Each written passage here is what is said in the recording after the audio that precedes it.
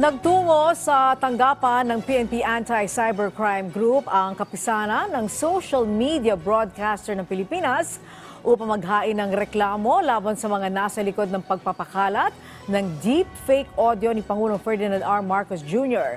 Kasong paglabag sa Article 154 ng Revised Penal Code at Anti-Cybercrime Law ang isinampang reklamo ng grupo.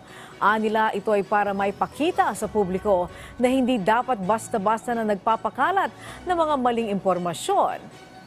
Matatandaan kumalat ang deepfake audio ng Pangulo kung saan hinikayat umano niya ang AFP na gumawa ng aksyon laban sa isang bansa. Patuloy na iniimbestigahan ng mga otoridad pero may ilang social media accounts na ang unang natukoy.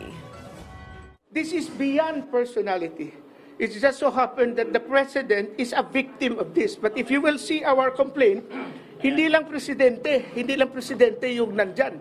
May mga ibang mga personalities, no? Even private citizen, na ginagamit yung mukha nila para mag-advertise ng mga fake na mga medicine, etc. It's all part of our complaint. No?